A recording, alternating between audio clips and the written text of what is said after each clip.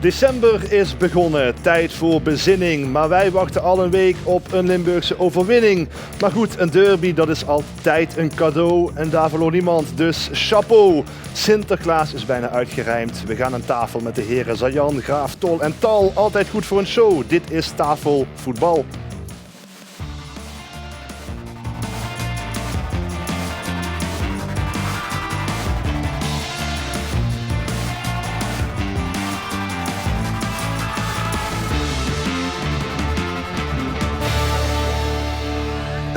Welkom bij Tafelvoetbal. De eerste uitzending van december, waarin we vooral gaan terugblikken op de derby tussen MVV en Roda JC. Van gisteren natuurlijk in Maastricht. En dat doen we met spelers en oudspelers van allebei de clubs. We hebben een Roda-flank op rechts met Maurice Graaf en verdediger nu van het Roda van nu Marco Tol. En op de linkerkant de MVV-vleugel met een halve Egyptenaar en de Sphinx. Dus met Adam Zayan en Reginald Tal. Welkom allemaal, mannen. Zo zeg. Ja, toch? Ja. Een halve Egyptenaar en de Sphinx. En nu vraag je af wat hij de hele dag doet, maar nu weten we het, hè? Ja. Hier zit ik uren over na te denken, inderdaad. Ja. En nu moet ik maar uitzoeken wat we gaan doen. Want de belangrijkste, wordt Verstappen nog wereldkampioen? Ja, jij zegt het al weken. Ik zeg het al weken, ja. Dat gaat hij nog redden. Ja. Volgende week 1 foutje en dan is het gebeurd met Norris. Ja. Ze doen er ook wel echt alles aan, hè? Hij mag geen tweede of derde, als Verstappen wint, mag Norris geen tweede of derde worden. Ja. Ze doen er wel echt, ze helpen ook flink mee, hè? McLaren bedoel je? McLaren zelf. We gaan niet naar binnen. Ja. Hebben ze daar 3 lachspieren gescheurd in de pitlane. Ja. Ongelooflijk, hè? Of eentje van de 2 dan, hè? Ja, maar dat was toch het hoogtepunt van het weekend? Ja, daarom beginnen we erover. Ja. Toch? Gaat het gebeuren? Wat een topper. Ja, als je van boven de 100 punten nou tot 12 punten terug kan komen, dan zie ik het nog gebeuren. Ook die in die laatste. zijn jongen, hè? Hij heeft natuurlijk heel veel meer ervaring. En hij is echt een beest van een vent, een killer. Ik heb het idee dat hij alleen maar beter wordt van die stress. En je ziet dat hun toch kleine foutjes maken iedere keer. Ja. Ik ga jullie gewoon donderdag meenemen in pitlane, denk ik allebei. Ik denk dat het een stuk leuker wordt. Dat het verstandig is. Ja. Zijn jullie liefhebbers? Kijk jij laatste tijd niet echt meer. Nee? Vroeger wel veel gekeken. Dus die finale in Abu Dhabi volgens mij met Hamilton en Max Verstappen. Toen dat seizoen wel nog gekeken. Maar daarna eigenlijk een beetje links laten liggen. Ik zou zondag het tv'tje er even aanzetten, ja, toch? Dan doe ik. Kijk jij? Ik volg wat highlights de laatste tijd. En dan vooral omdat ik nu weet dat hij weer in de buurt komt. Ja.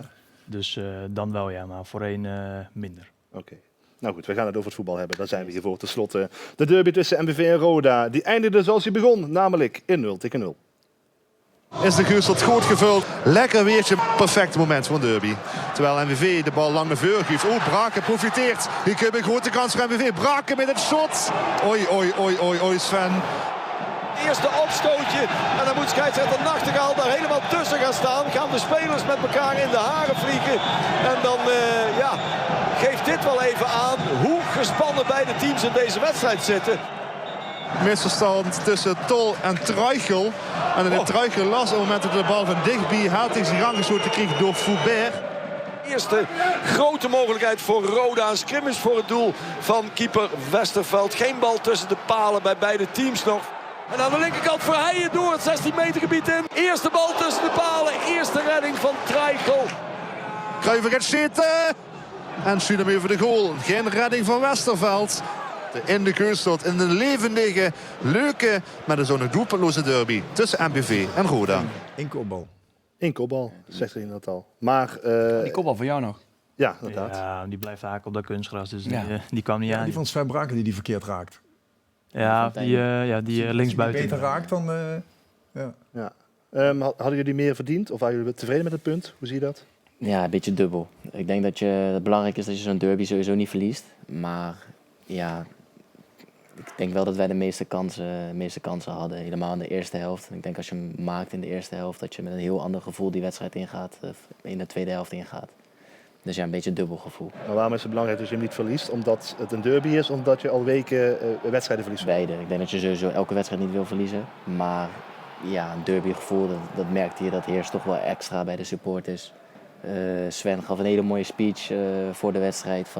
Dat hij werd aangesproken door supporters in de stad. En ja, het leefde echt in de stad. Dus ja, dat vooral. Leefde het bij jullie ook, Marco, wedstrijd? Ja, zeker. En ook omdat we de afgelopen 5 potjes niet hebben gewonnen, was dit wel de wedstrijd om het tijd te keren ook, zeiden we vooraf. En dat is helaas niet gelukt. Dus had het verdiend geweest dat wij zouden winnen, dat denk ik ook niet. Maar wij baalden wel van maar 1 punt. Ja. Vond jij dat iemand het er meer recht op had? Nee, met Marco eens. Ik vond 0-0 een goede afspiegeling van de wedstrijd. 2 ploegen die niet in hun beste doen zijn, al weken aan het worstelen zijn eigenlijk om tot resultaten te komen. Allebei kampen met heel veel blessures in de ploeg. Roda nog meer als MVV.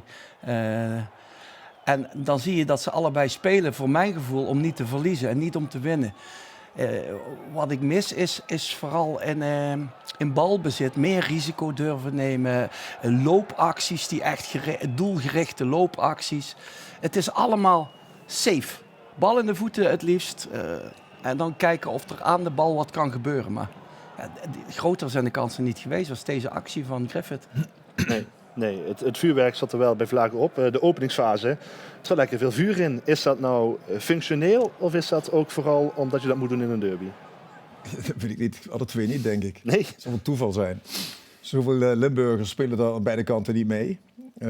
Jammer altijd, vind ik. Het kan niet blijkbaar dat Roda de supporters niet mag meenemen. Want dan heb je echt een derbysfeer. Ja. Het scheelt echt, laten we zeggen, 35%. Maar dit gebeurde vroeger ook wel eens, toch? Gewoon even tekentjes gooien. En even Die beelden zijn er ongetwijfeld ook wel. Toen ik weet nog goed dat Van Loen een keer ondersteboven werd geschopt door Van As. Werd een beetje geduwd. Toen kwam Jean Hansen, toen kwam Boerenbach, weet ik veel. Er gebeurt nooit wat, hè. Dat is alleen maar een beetje duwen. Maar ik vond Roda viel tegen, MVV viel mee. Als je het in één zin wil samenvatten. En MVV was een stuk sterker de eerste 20, 25 minuten. Toen zag je echt Roda meer aan de bal komen. Maar ja, Van der Hurk was Anthony was niet fit. Dat zag je ook. En als hij dan het veld moet verlaten, dan heb je helemaal geen stootkracht.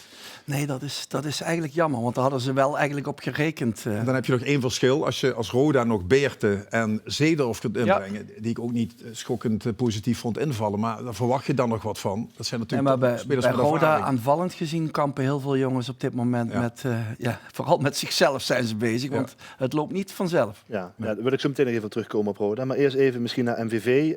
De rol van Sven Braken zondag, hoe zag je die? Nou ja, Sven is Maastrichtenaar. Ik ken hem natuurlijk al sinds hij in de wieg lag of zo.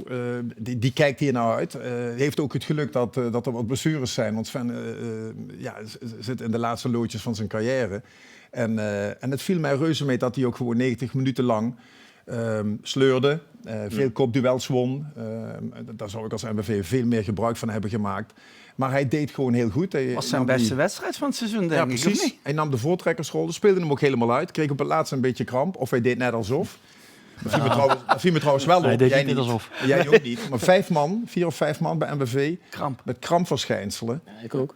Jij ook? Ja, maar dat is ook niet gek. Als je ziet hoe zij de eerste 20 minuten volle bak druk zetten, dat kost energie. Nee, dat klopt wel. Maar jullie hadden geen kramp. En ook niet toen jullie druk gingen zetten. Ik vind het een beetje vroeg als je nou 14 wedstrijden hebt gespeeld, dat je met 5 man kramp ligt.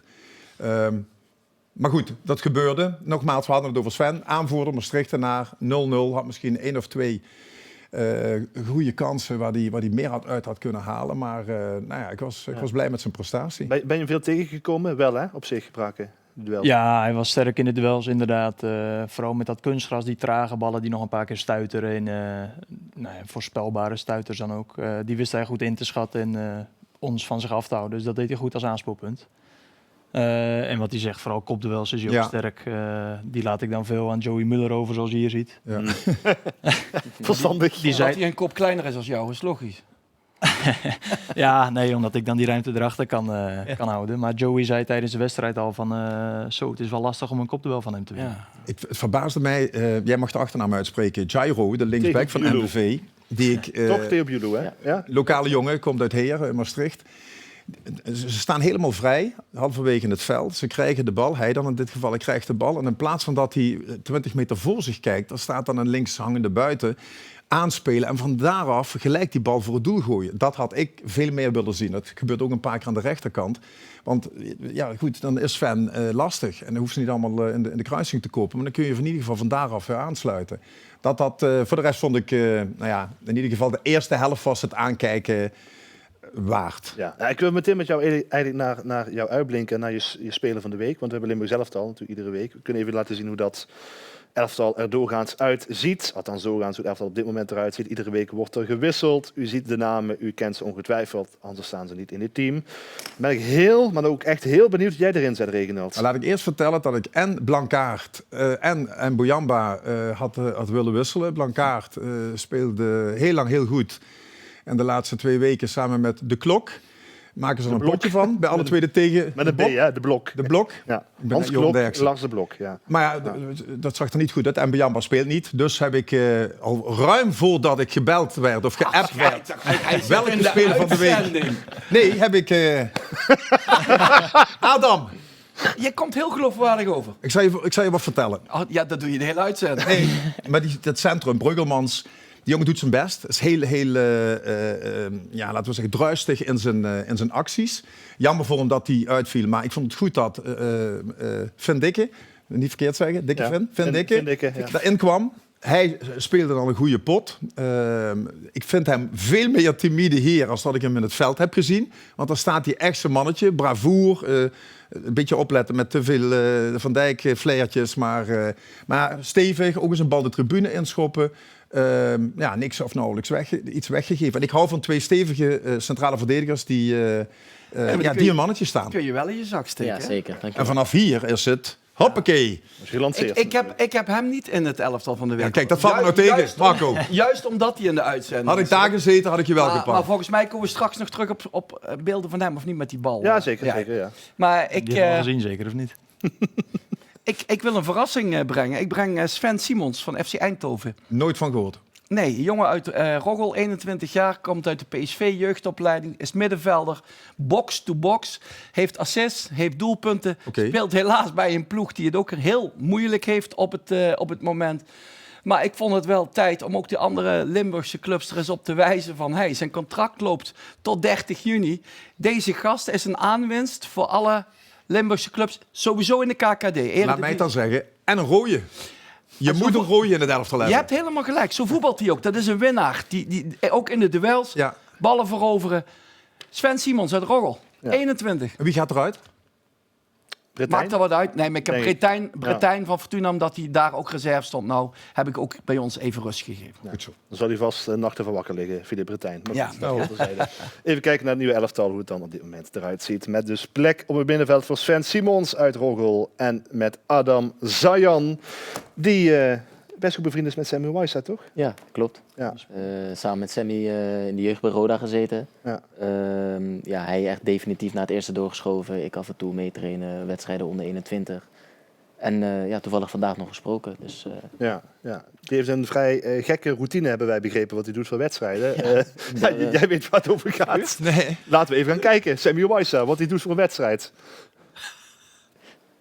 Ja, moet je mijn moeder eigenlijk vragen. Maar zij heeft me op een dag, toen ik bij Roda speelde, had ik een keer een wedstrijd dat mijn benen niet goed aanvoelde. En toen kwam ze met dat en dat vloeibare cacao en dat smeer ik gewoon op mijn benen, zeg maar helemaal. En dan ga ik in een saunadeken van 80 graden, een half uurtje. Ja, mijn benen voelen goed dus. Nou Marco, ben jij wel zoiets in de kleedkamer tegengekomen? Dat niet, maar ik heb hem wel zien voetballen afgelopen weekend. En dat, Niet normaal, hè? Dat was behoorlijk. Ja. Even voor een wereldassist. Een penalty die hij veroorzaakt. En hij scoort er zelf eentje die Linse aangaf. Ja. Maar ik vind met die cacao, die had ik nog nooit gehoord. Maar dit is wel een raar ploegje. Want die Brian Linse die had een paar jaar terug... Daar had hij toch last van zijn enkels. Ja. Is hij met mosterd op zijn enkels gaan smeren. Ja. Wat is dat voor een ploeg? Een heel klein beetje pikkeleli achter de oren. Dat denk ik wel, ja. Heb jij wel- ooit zoiets Ja, gedaan? maar het lijkt wel uit onze tijd dat ze met allemaal van die charlatans met die gekke Ja. oplossingen kwamen. Probeer dit eens, probeer dat eens. Ja. Ja, we hadden Kees Kwakman en Henny Schilder vroeger. Ja. En die ging ook naar Jopie, noemden we die. En die Ja. had ook allerlei bijzondere apparaten. En die had Ja. speciaal water. En daar zweerden zij bij. En die hebben het best lang volgehouden. Dus in die zin... Bijgeloof is dan toch wel stevig ook, hè? ja, dat Kees soort nog dingen. steeds volgens mij. Joh. Ja. Het leidt wel ergens toe. We kunnen het assistje even erbij pakken van Wijsa. Zo jongens. Ja, die was lekker, hè? Ja, niet normaal. Die had nog 3 assists kunnen hebben. Ja, kijk eens even. Ja, hier komt hij hem perfect terug al. Hij staat ook dus aan de basis van de aanval. Hier komt hij, let op. Hop. Tak. Ja, En door. en goed afgewerkt. En hangen. Hij Ja. had nog 3 assists erbij kunnen hebben, want hij gaf echt nog 3 hele goede ballen voor, waar ze echt wel een doelpunt uit hadden kunnen maken. Maar goed, Maar Hij doet het fantastisch, wat wij iedere keer zeggen. Hè. Wordt het niet tijd dat we die lat weer wat hoger gaan? Hij heeft Real Madrid als eindstation. Hè? Eindstation, maar wat moet de volgende tussenstop voor zo'n jongen zijn? Komen we zo meteen op terug in de versnelde ronde. Oh. Is dat een goed idee? Ja, prima. Maar kunnen we daar even over nadenken ondertussen? Ik wil even naar Kevin van Dessel, want die concludeerde na de wedstrijd van dit weekend dat Roda eigenlijk op dit moment niet beter kan. Het is misschien heel hard om te zeggen, maar ik denk dat op de momenten dat we niet beter kunnen. En niet beter kunnen is van, ja, je blijft een beetje in het sukkelstraatje van de mogelijkheden die je dan krijgt. Hè. Want ja, het voetbal was niet geweldig, hè, van twee kanten niet. Het was niet momenten niet om aan te gluren, denk ik. Maar de momenten die je krijgt, ja, je krijgt hem er niet in. Of de laatste paas ontbreekt weer. Ja, goed, het is het liedje van de laatste weken, denk ik. Ja, op dit moment zitten we gewoon in een fase waar we het lastig hebben met z'n allen. Dan is het belangrijk dat we bij elkaar blijven, dat we met elkaar praten, niet over elkaar. En dat we gas blijven geven. De trainingen gaan zoeken naar oplossingen. Dus ja, goed, zo voelt het wel. Dus ik snap zijn gevoel. Alleen, we moeten toch door. Hè. En een wedstrijd winnen dadelijk volgende week kan alles ook weer draaien. Dat is ook wel het mooie aan voetbal. Alleen ik begrijp wat de trainer zegt. Ja, wat vind je ervan, wat de trainer en de aanvoerder zeggen? Klopt het? Je mag nee zeggen. Je mag Kijk, ik ja snap zeggen. zijn gevoel van de trainer. En hij zei het na de wedstrijd ook. En de afgelopen wedstrijd is het ook niet makkelijk gegaan. Ook al hebben we soms best aardig spel. Lukt het ons niet om dat om te zetten in doelpunten of overwinningen, blijkbaar. Maar dat wij niet beter kunnen op dit moment, dat vind ik niet. Ik vind dat wij beter kunnen en moeten. En voor de winter hebben we nog 3 competitiewedstrijden. Ja. Jong AZ, de Graafschap. Marco, jullie zijn aan het worstelen, dat is wat hij ook ziet. Hij ziet dat de vorm bij bepalende jongens op dit moment minder is als het begin van het seizoen. En dat je soms moet kiezen dat het maximaal haalbare, zoals gisteren, dat dan even 0-0 is. Ondanks dat je volgens de stand eigenlijk meer spelaandeel en ook zou moeten winnen eigenlijk. Maar ik snap hem heel goed. Ik heb liever dat hij dit zegt dan dat hij een lulverhaal ophangt. Ja, nee, dat is ook. Ik snap zijn gevoel ook wel. Maar ik vind dat wij wel beter kunnen en moeten. Ja, maar dat vindt hij ook, denk ik. Alleen dat er hoop ik nu wel, ja. even niet in zit. Door een hoop blessures en een aantal jongens uit vorm. Ja, maar dan kan hij zeggen, wij kunnen veel beter. Kan hij toch ook zeggen, de trainer. Ik had het slecht vast, dat hebben we allemaal gezien. Zeker die tweede helft. Ja, maar een trainer wordt erop afgerekend. Als we kunnen veel beter. Ja, waarom doen jullie het dan niet? Nee, goed. Er zijn blessures en soms heb je een dip. Ik bedoel, dat zien we bij Fortuna ook regelmatig. En dan is de trainer ook keihard, maar ook heel klinisch in zijn conclusies. En dan ga je de kleedkamer in en dan gaat hij van daaruit weer opbouwen. Natuurlijk, hij gaat niet zeggen, jullie kunnen er geen kloten van, dat wordt nooit wat. Nee, maar hij legde ook daarbij uit dat heel veel jongens door het drukke programma ook en met de blessures die ze hebben en toch niet de tijd krijgen om te herstellen, maar toch weer moeten aan de bak moeten. Ja. Niet helemaal fit. Ik denk er hetzelfde over. We hebben 14 wedstrijden gespeeld. Je had er net eentje in beeld, die was echt geblesseerd aan zijn stuitje. Nee, die staat ook als een halve in het veld. Dat zag je ook. Maar we hebben 14 wedstrijden gespeeld, hè? We zitten hier niet bij Liverpool die er 15 dagen moeten voetballen. Daar denken we hetzelfde over, daar ben ik met je. Kunnen we wel even naar de recente vorm kijken van de Limburgse KKD-clubs. Ja, jongens, daar worden jullie niet blij van natuurlijk. Maar als we kijken dan de laatste 5 speelrondes. Roda 17e, MVV 20e en VVV daartussenin op een 18e plek. Het wordt wel tijd, hè? Toch? Ja, zeker. Ik denk dat we vrijdag Helmond uit een mooie pot hebben om deze lijn door te trekken. Ik denk RKC tweede helft was het al bij Vlagen een stuk beter dan die wedstrijden daarvoor. En nu met de passie in de derby.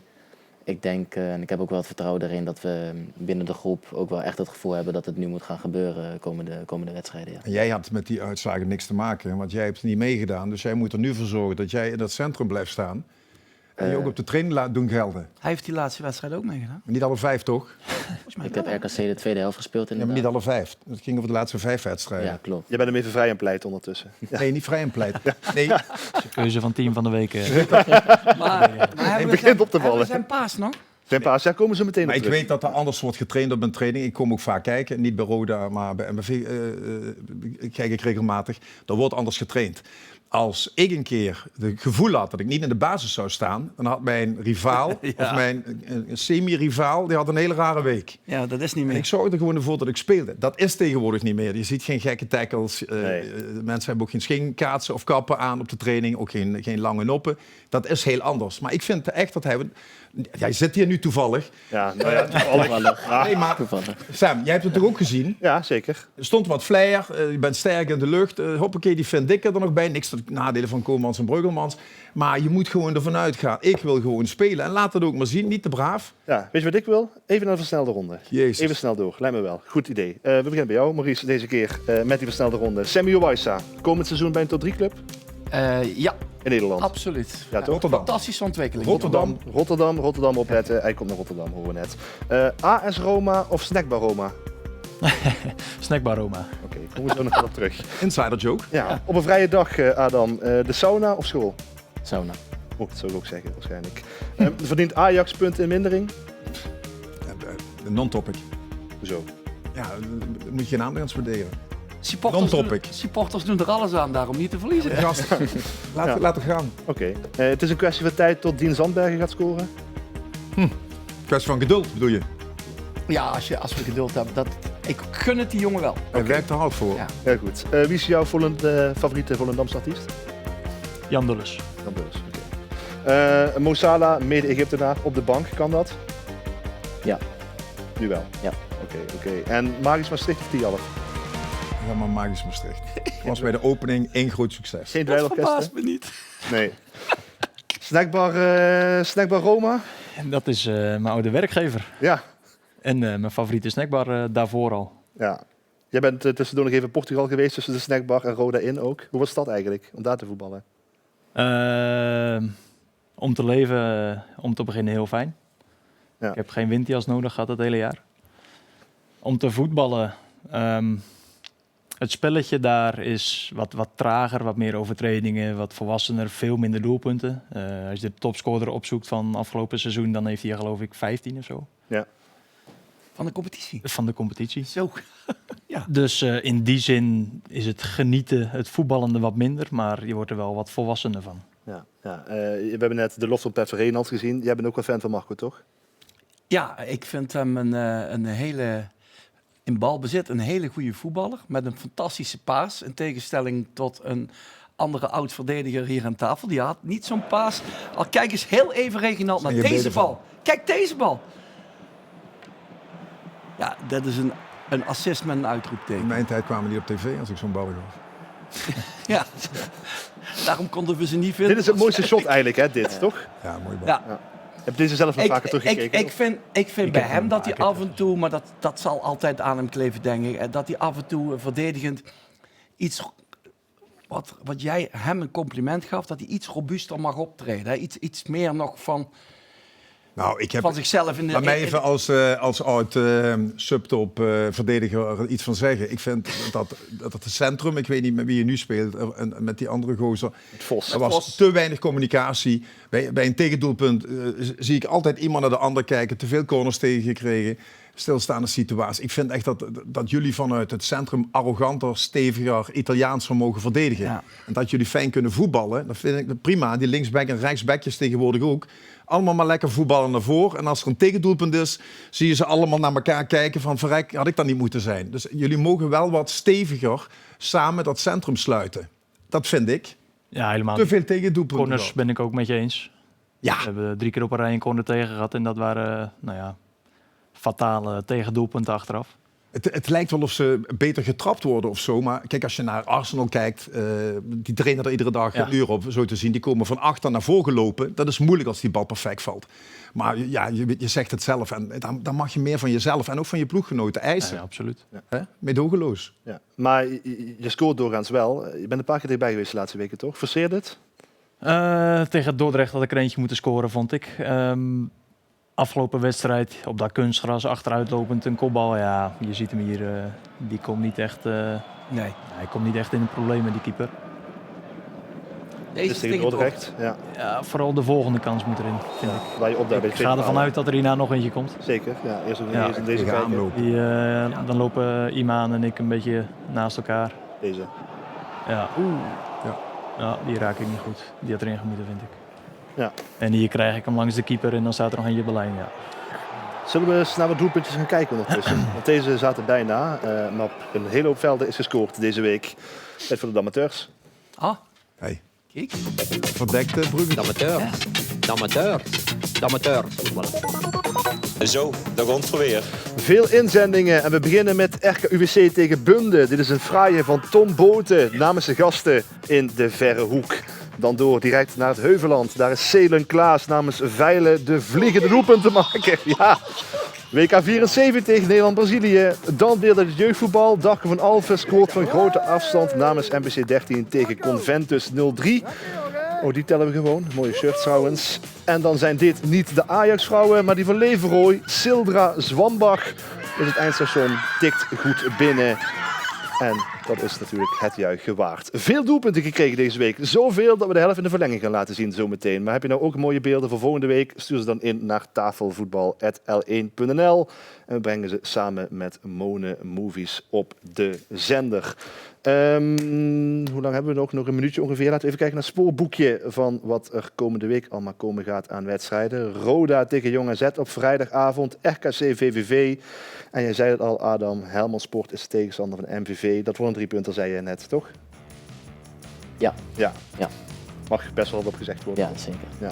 En als de mensen naar de verlenging willen kijken, Sam, dan kun je misschien tegen ze zeggen nu dat ze naar de site van L1 gaan. Ja. Dan naar tafelvoetbal en dan heb je een linkje, daar staat de verlenging op. Als je daarop klikt, ben je daar bijna. Ja. Of Een YouTube, half uur, hè? Ja. youtube.nl en dan de verlenging L1 Nieuws. Hartstikke Hey, goed. Maar Fortuna Ajax, daar kijk ik al naar uit. Ja, Ik ook. denk dat kon wel eens leuk worden. Direct duel op plek 7 hè, is dat ongeveer. Ja. Dus dat is leuk. Ajax op weg naar degradatievoetbal waarschijnlijk. We hebben nog een hoop te bespreken met Marco en met Adam. Maar fijn dat jullie nu alvast in de tv-uitzending waren. We praten dus ook op YouTube, ook met Reginald en Maurice.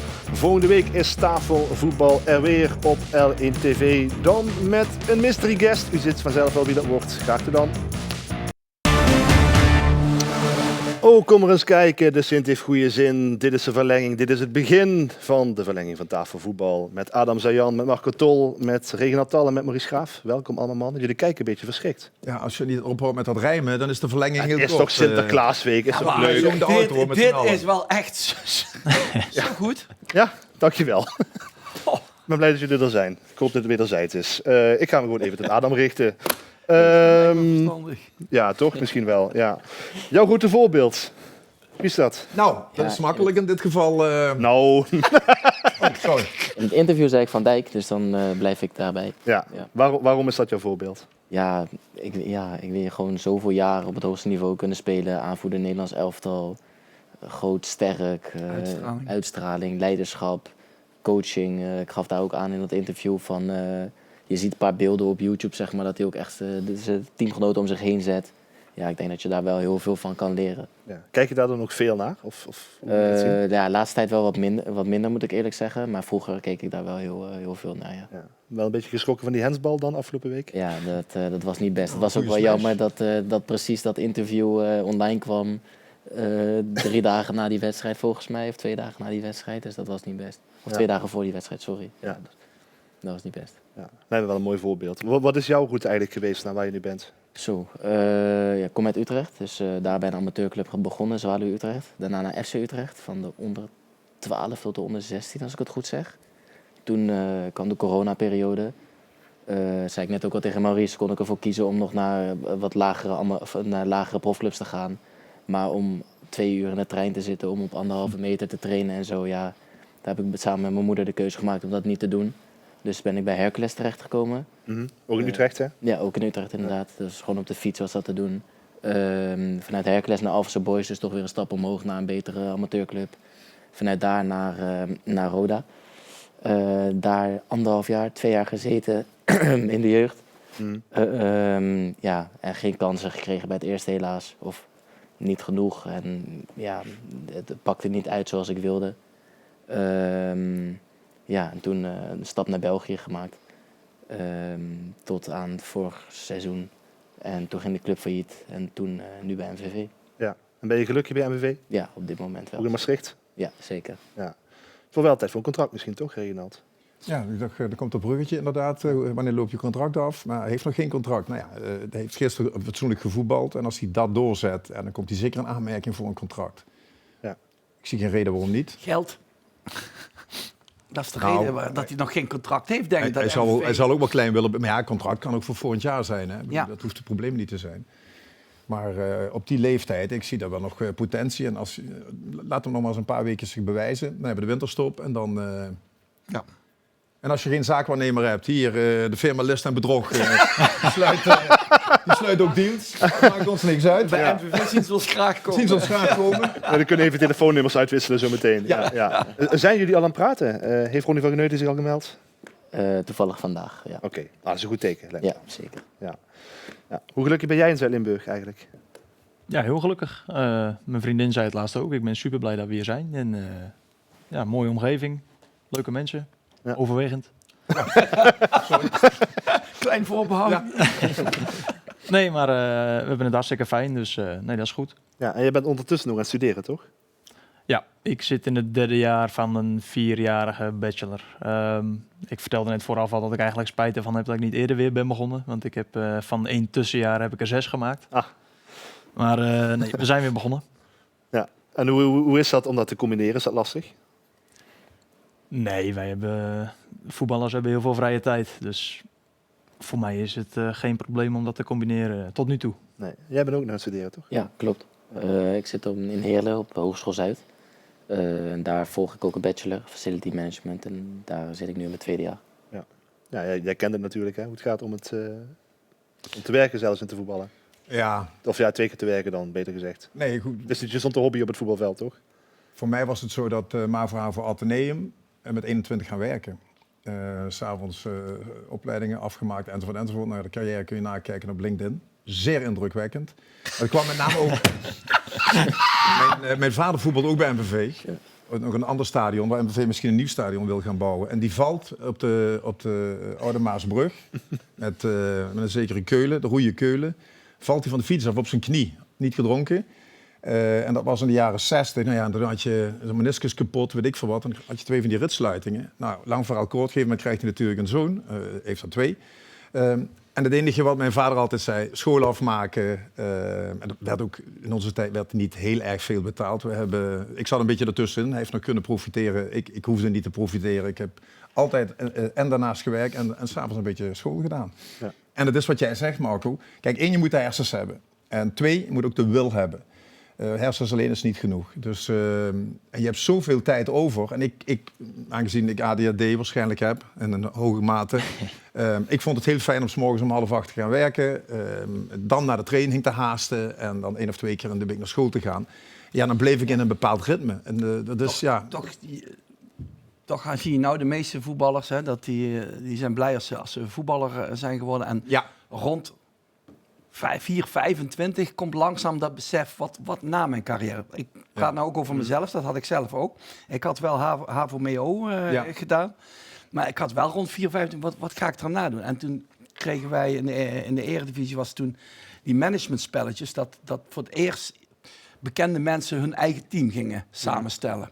En ik stond in de spits bij Sylvia Toot van Schroevers opleiding. Daar doe je het voor allemaal, hè? Ja. Altijd leuk als iemand jou. Ja. Maar iedereen die bij haar in het team stond, die kreeg een cursus van Schroevers aangeboden naar keuze. Oh. Ja, dus ik ben toen NIMA PRA, Public Relations, gaan doen in Eindhoven. Donderdagavond. Klas van 14, 13 vrouwen en ik. Kijk. Ik ging... Schroevers. Met heel veel plezier. En het was voor mij net die stok achter de deur, want je wil... Wat zei je? Niks hoor. Je wil niet afgaan voor 13 vrouwen. Nee. Dus dat was ideaal. Maar jij bent daarna nog wel in het voetbal gebleven uiteindelijk ook, hè? Ben een spitsentrainer geweest bij VVV bijvoorbeeld? Ja, maar daar heb ik een public relations, spitsentrainer, jeugdtrainer, commercieel medewerker. Ja. Deed alles door elkaar. Maar, dat was eigenlijk heel leuk, dat je alles een beetje kan doen. Maar had je ook helder dan voor jezelf dat je in het voetbal wilde blijven dan ook op dat moment? Ook na je actieve carrière? Ik had het laatste contract wat ik tekende toen ik terugkwam van NEC naar VVV was dat ik een contract voor het leven. Dus ik zou nog 4-5 jaar voetballen en dan in de club blijven werken, ja. Hoe is het voor jullie? Zien jullie dat als een mogelijkheid? Of denk je daar überhaupt over na? Je bent 27, je bent de grens van Maurice gepasseerd, die 4,25. Ik heb daar wel over nagedacht en ik heb juist het idee dat ik daarbij vandaan wil. Dat ik ook wat anders wil zien en doen in mijn leven. Ja. En is dat puur omdat je die doelen hebt of omdat je ook de voetballerij op een gegeven moment een beetje zat bent misschien? Ja, nee, dat weet ik niet zo goed. Kijk, mocht ik bij een voetbalclub aan het werk gaan, dan zal dat niet op het veld zijn, denk ik. Dan is dat misschien eerder, als ik opleiding af heb gerond, op kantoor zijn. Want wat studeer je precies? Het is een businessstudie, het is nog best breed. Dus ik denk ook dat ik na deze studie nog niet klaar ben. Dat ik dan wat gerichter een andere master, pre-master, noem maar op. Maar nee, ik wil ook andere dingen zien en doen. En dus ik denk dat de kans groter is dat ik elders ga werken. Ja. Marco, als je naar de rest van de selectie kijkt, ben jij de uitzondering? Of zijn er meer jongens die naast het voetbal wat doen? Bij ons zijn er wel wat meer jongens die naast het voetbal wel wat doen. Ja. Die moeten ook wel. Ja, nou ook de oudere ervaren jongens, Sven, Robert. Ja, het is wel binnen het voetbalwereldje, maar die zijn allebei bezig met de trainingscursus bijvoorbeeld. Ja. Nou, ik weet dat bijvoorbeeld Van de Hurk, die heeft personal training papieren gehaald. Ken Seedorf, die doet volgens mij nu al wat extra's met iets van een kleding. Fashion label. Ja. Fashion label of iets. En we hebben ook veel buitenlandse jongens, daar weet ik het eigenlijk niet zo goed van. Maar er zijn er ook een aantal, best wel veel, die naar mijn weten niet zoveel doen inderdaad. Nee. Na de trainingen. Het schijnt dat jij vrij goed bent met de heren Paulus en Breij, toch? Ja, we kunnen het wel redelijk vinden met elkaar. Ja, jullie kennen elkaar nog vanuit de tijd bij Cambuur. Hoe is dat om als boyband dan weer een beetje nu samen te zijn in Kerkrade? Boyband. Ja, dat is leuk. Wij kunnen niet in het stadion trainen. Ja. Dus we moeten dagelijks naar Kaalheide of naar RKTSV. Heilige grond hoor, Kaalheide. Ja, het kunstgras is niet zo lekker. Maar. Nee. Dus dan moeten we met eigen auto's. En wij zitten dan met z'n drieën natuurlijk in de auto. Dus dat is dagelijks is dat lachen. Mitchell die heeft nu dan een blessure. Dus die traint nu afzonderlijk van de groep. Maar nee, dat is leuk. Zeker. Wij moet ik aan denken, dagelijks zitten we in die auto. Wij moesten onder Huub Stevens, toen hij trainer was, moesten wij toen de sneeuw lag. Die sneeuwgrens die lag ongeveer bij Nederweert. Toen gingen we bij Merveldia trainen. Dus vanuit Kerkrade iedere dag naar Nederweert. En op de terugweg, ja, die kleding was natuurlijk een beetje vochtig. Je moest pas in Kerkrade, kon je pas douchen. Dus ik zeg onderweg, hey, zet die verwarming hoog. Allemaal bovenkleding uit doen.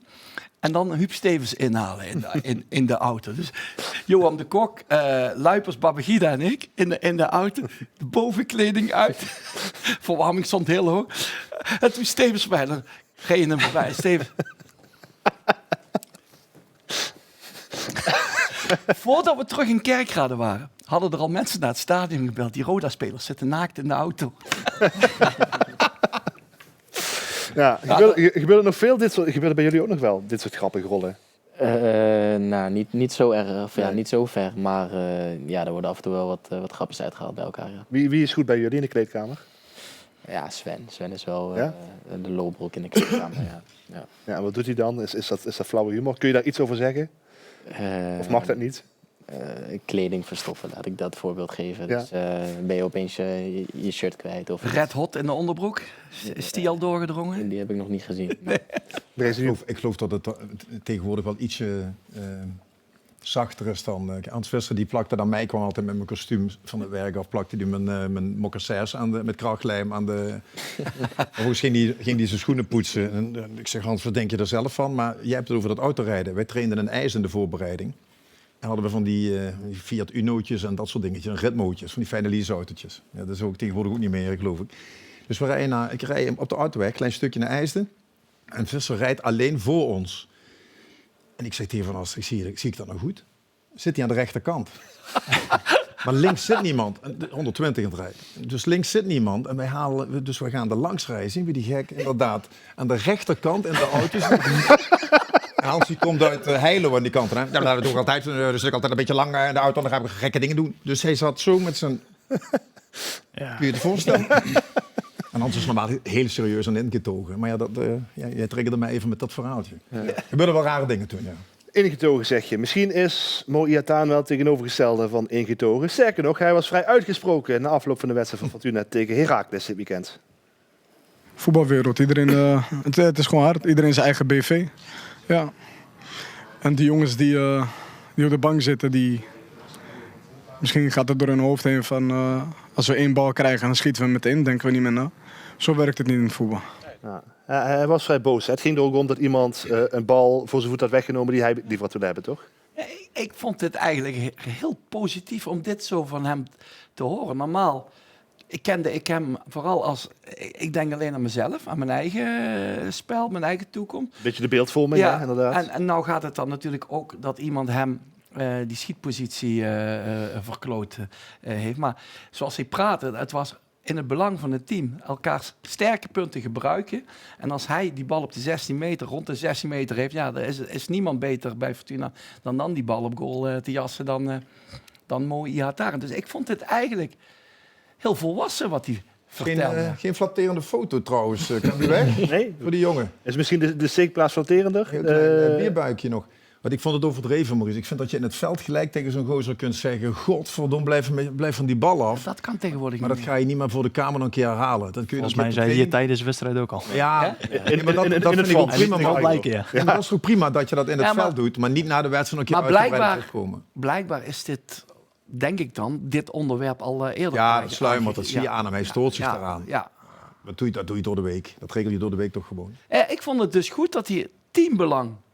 Nee, dat wel. Dat is het woord van Danny Buijs voor dit Fortuna. Nee, maar je kunt positief mensen benadrukken op het teambelang, maar je kunt ook negatief mensen afzeiken dat het er niet is. Dus dat is een keuze die je maakt. Maar ik vind confronterend en constructief nog altijd de beste weg. Maar word je er niet wel uiteindelijk beter van? Dus je elkaar de waarheid dan Ja, wel maar ook het hoeft hij niet voor de camera te doen. Dat heeft hij in de wedstrijd gedaan. Dat kan hij op maandag op de training nog een keer doen. Kan hem ook een rotschop geven dat hij dat nooit meer moet doen. Dat is geregeld. Ja, hij heeft wel het goede voorbeeld gegeven weer, hè? Met steekballetje. Ja, heb je hem gezien? Genot om naar te kijken. Ik heb hem gezien en hij is goed in vorm, dat zeker. Ja, dit is uiteindelijk de bal die Fortuna de 1-0 oplevert van de man die afgelopen week jarig was, zijn contract verlengde en dus ook nog scoorde, Peterson. Die viel wel positief op, toch, Maurice? Ja, dat is er eentje van alles of niks, hè, Peterson. Ja. Ik heb het, Dat voel je bij iedereen ook. Ja, maar als die het op zijn heupen heeft, werkelijk, dat is een genot om te zien.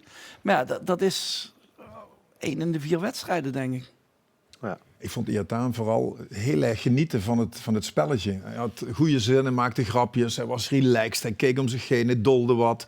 Ja, en Sierhuis loopt zich licht uit de ogen op dit moment. Hè. Die heeft 12 weken geleden flink van zijn kloten gekregen van Buijs, denk ik. Maar ja, hij werkt keihard, waar Ihataren ook van profiteert. En die Michou vond ik niet verkeerd. Middenveld. Ja, die vond ik ook aardig spelen. Maar van Paris Saint-Germain las ik... dus hij moet wel een beetje kunnen voetballen, maar hij deed ook goed. Ja. Ik zag wel een paar duikelingen. Ja. En dat vind ik dan minder leuk om te zien. Maar ja, Marco, waar niet? Ja, dat is ook zo. Het hoort er schijnbaar bij tegenwoordig. Ja. Dus of je nou Premier League zit te kijken of je zit in de KKD te kijken, je hoeft maar op innerste tenen te staan. Je hebt een salto mortale achterwaarts en dan blijven ze dood liggen. Ja, misschien moet je als speler eens een keer een geste maken. Hoe bedoel je? Ja, gewoon zeggen van tevoren tegen elkaar zeggen, weet je wat we doen? We gaan niet liggen. Ik zie penalties weer voorbij komen. Wat is het? Ja, er komt een bal ingespeeld, je doet je uiterste best als spits, terwijl je al kansloos bent, om nog een stukje voet voor de jongen die bal gaat spelen. En dan krijg je een penalty. Ik denk, waar gaat de bal? Was er bij Utrecht? Nee. Ja, weet ik even niet. Nee. Maar dat is moeilijk verdedigen, want als jij inderdaad kort op een aanvaller zit en hij draait weg en hij hoeft inderdaad wat jij zegt, zijn been maar, jij wil de bal draaien, hij zet zijn voet ervoor, ja, penalty. Ja, met die VAR is ook contact. Hebben jullie nog geen VAR in de KKD? Dat is nog een voordeel. Dat scheelt nog. Excelsior NAC had jij het over net. Ja, Excelsior NAC. Die penalty die slaat helemaal nergens op. Nee. Maar ze hebben slow motion van ze vertragen het 100 keer. Ja. Ja, dan lijkt alles uiteindelijk een penalty. Ja, maar ik heb zet daar iemand met voetbal die een beetje op niveau gespeeld heeft, die met voetbalverstand, die weet toch dat dit geen penalty is. Alhoewel bij Paul van Boekel, die heeft ook op niveau gespeeld. Denk ook af. Je ziet toch dat dit gewoon gekunsteld is. Ik vond dat Nachtegaal goed floot. Ja. Leuk. Leuk. Ja. Voor de 8e keer het grapje.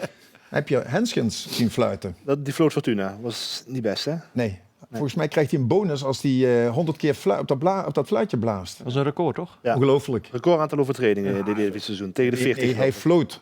Je hoeft niet voor alles te fluiten, maar hij floot ontzettend. Ja, als hij fluit is het meestal een overtreding. Toch vind ik het echt talentvolle scheidsrechter als dat zo mag. Maar hij is er nog lang niet. Nee, hij maakt fouten, maar hij heeft niet Wat heel veel scheidsrechters, zeker in de KKD, hebben. Die hele vervelende uitstraling van ik ben hier de popster vandaag, het draait om mij. Hij doet wel normaal in het veld. Heeft hij niet, vind ik heel positief. Maar hij mist ook nog het zelfvertrouwen om... Ik zeg niet dat hij een rol speelt, maar hij acteert wel dat hij vertrouwen heeft. En dat zie ik. Ik zie dat soort dingen. Nachtegaal. Die kon ook met humor en die stond zijn mannetje. En bij hem kost het hem wel veel moeite om zich staande te houden.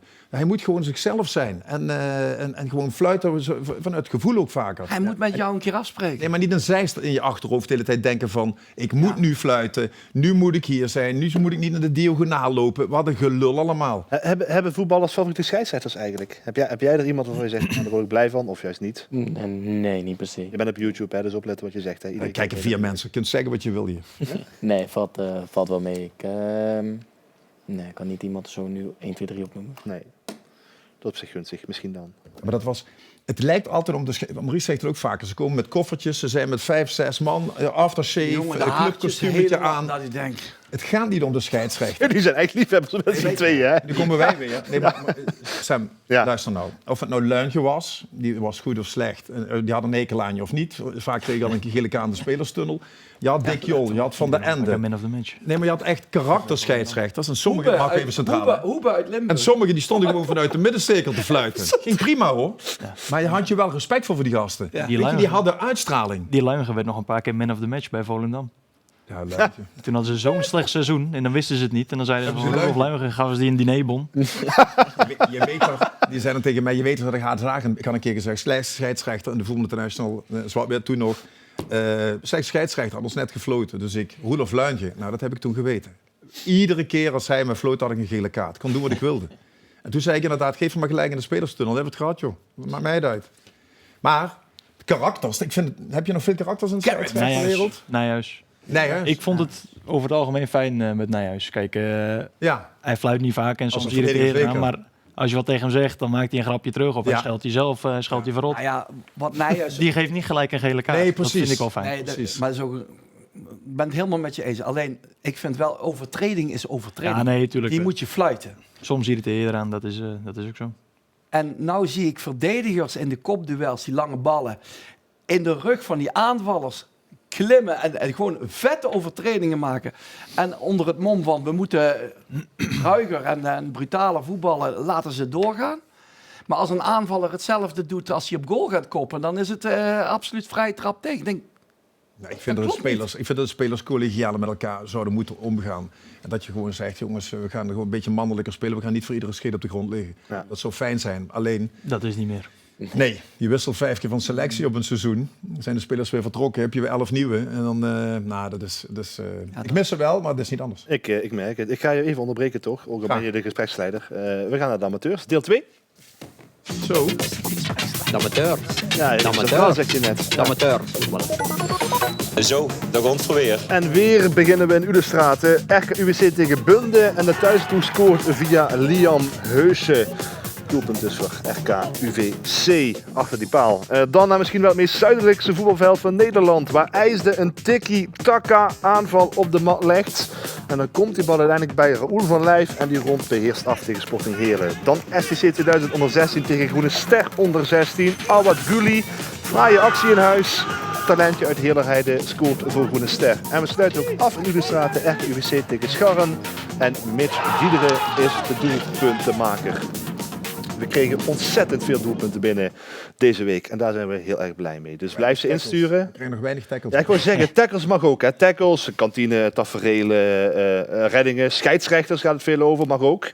Als je een scheidsrechter in het zonnetje wil zetten of in een duister, kies maar. Stuur ze in naar tafelvoetbal@l1.nl.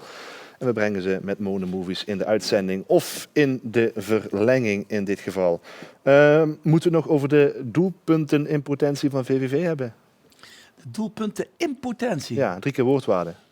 Ja, nee, ja, dat is bekend. Hè. Dat gaat ook niet zo snel veranderen. Heel simpel, er is geen geld. En de positie van spits, de doelpuntenmaker in het algemeen, is de duurste positie in het elftal. Dus ADO niet de meest makkelijke ploeg om op te rollen. Dit is Weemeijer. Hij maakt eigenlijk een hele goede actie. En in plaats van hem rustig binnenkant voet in de lange hoek te plaatsen, wil hij hem toch weer te veel vaart meegeven, waardoor hij uit de richting gaat. Die zelf ook, hè? Zei hij na de Ja. wedstrijd. Ja, dit kun je niemand verwijten. Nee, tegen ADO worden de punten niet gehaald natuurlijk. Ja. Bjorn van Zijl die raakt dan nog Die viel wel heel dreigend gelijk weer in. Dat doet hij doorgaans, hè? Ja, Toch wel. hij is een tijdje geblesseerd, hij is nou terug. Ik ga er eigenlijk ook wel vanuit dat hij nu gaat spelen. Ja, zeker nog, dan moet je toch een keer de kans krijgen, toch? Als je zo moeilijk speelt. Hij had een basisplaats, maar raakte toen geblesseerd. Dus ik denk dat hij nou wel weer terugkomt. Zeker omdat Zandbergen zo lang, sinds mei, droog staat als spits. Ja, dat is, dat is voor hem zelf vooral heel erg, mentaal ook heel erg lastig. Ja, een scorende, hè? Ja. Sorry? MVV. Of wij of Eindhoven, inderdaad. Ja. Ja, precies. Waar wil je naartoe, Adam, op termijn? Wat zijn je doelen in het voetbal? Ja, korte termijn doelstelling is natuurlijk de basisplaats bij MVV. Spreekt voor zich. En dan vanuit daar naar de Eredivisie. En een mooie stap voor een buitenlandse avontuur. Daar sta ik ook zeker voor open. Ja, dus, heb je een route voor jezelf uitgestippeld? Of is het... Nee, ik denk dat voetbal allemaal echt heel snel gaat. Dus ik denk dat je als jong jongetje natuurlijk droomt van de grootste clubs van de wereld. Dus als ik echt mijn club hier moet noemen, is dat natuurlijk Liverpool. Maar ik kijk wel hoe het allemaal... Heel maatje. Het kan heel snel gaan, hè? Ja. We hebben hier een keeper gehad. El Maatje, jij kent hem nog. Ja. Die had nog nooit ergens, wel vergelijkbaar met jou, dus die had nog nooit ergens gekiept in het eerste. We moesten heel diep graven op YouTube. Ja, ik kon er niks vinden. En hij zei hier, een jaar in de basis en goed doen, dan ben ik miljonair. Hè. Dan heb ik de clubs voor het uitzoeken. Dat zelfvertrouwen ontbrak niet. Bij Roda. Bij Roda zat hij vorig jaar. Ja, maar waar zit hij nu? Twente weer. Nee, hij volgens mij niet meer. Volgens mij bij Twente, maar dan buiten de boot. Niet meer bij de wedstrijdselectie. Ja, volgens mij waren ze dat nu weer terug aan het regelen. Of zoiets was. Ja. Maar we hebben ons wel heel erg geamuseerd met hem hier aan tafel. Geen gebrek aan zelfvertrouwen. Maar ja, we vragen ook mensen om hun doelen uit te spreken. Dus Jij weet zijn contract niet, hè? Ajax, ja. Misschien is hij wel miljonair, je weet het niet. Ja. Ik zag een foto voorbij komen van jong Ajax, waar hij in speelde. Met Brobbey, Gravenberg, de Timbertjes. Ja. Was een vrij aardig elftal. Ja, met Almaach. Dat heb je altijd, hè, Sam. Als je die beelden, die oude VI-struiten, dan breek je er 2 door en dan zie je de rest die het niet gehaald hebben. Hè? Ja. Dat is vaker zo. Ik heb vorige week ook een keepertje gezien met heel veel zelfvertrouwen. En ook wel een beetje heel erg irritant en arrogant. Dat is een hele lange opbouw. Wie? Ja. Keepertje van Dordrecht, waar zoveel over te doen is. De Onana lookalike. Ja, dat is echt een Onana lookalike. Ja. Maar ik kreeg ook wat dingen om zijn oren die niet kunnen natuurlijk, hè? Nee, een aardige keeper trouwens. Voor racisme is nooit plaats. Nee, laat dat heel duidelijk zijn. Maar als iemand het publiek getart heeft vorige week de hele wedstrijd, was dat die keeper wel. Ja. Maar goed, kan natuurlijk nog goed gepraat worden wat daar dan voor onze tribune gebeurt, hè? Never nooit. Nee, precies. Al had ik het idee dat ze bij Roda, als die doeltrap genomen wordt door de tegenpartij, dan krijg je die hele riedel van weet ik niet. Maar dat doen ze bij iedere keeper. Dat is geen discriminatie of racisme, hè? Nee. Maar volgens mij werd dat wel zo opgepakt. Dus daar denk ik nog dat eventueel ook nog wel een... Want voor de rest had ik heb het niet gezien of gehoord, maar ja. We gaan, laat duidelijk zijn, er is nooit plaats. Zeker. Lijken me mooie slotwoorden. We gaan afronden. Terwijl ik wel nog even aan Marco vraag waar jij naartoe wil. Wil je nog een keer terug naar het buitenland? Zou je dat willen? Daar zou ik zeker voor openstaan, ja. Ik wil nog een stap omhoog. En zij het met Roda zelf, zij het naar een andere Eredivisieclub of naar het buitenland. Dat zou ik graag nog doen. Hoe lang heb jij nog contract? Ik heb voor 2 jaar getekend, dus nog eentje. Nog 1,5 jaar. 1,5 jaar nog. En dan terug naar de dijk uiteindelijk. Wie weet. Of is dat niet? Ik heb dat niet per se in mijn hoofd zitten. Nee, als het zo loopt, dan loopt het veel zo. Volendammers hebben dat toch wel een beetje. Kijk, het is wel... verteld, laat ik het zo zeggen. Ik heb de helft van mijn familie woont daar. En uiteindelijk ga ik daar ook al in de buurt wonen of in Volendam zelf. En dan is het wel zo dat je op de fiets naar je club kunt. Wat ik van me, wanneer begin je op je 4e, tot en met mijn 23e heb kunnen doen. Dus dat is wel prettig. Voor het leven eigenlijk. Als je klaar bent met voetballen, dan sowieso terug naar Volendam.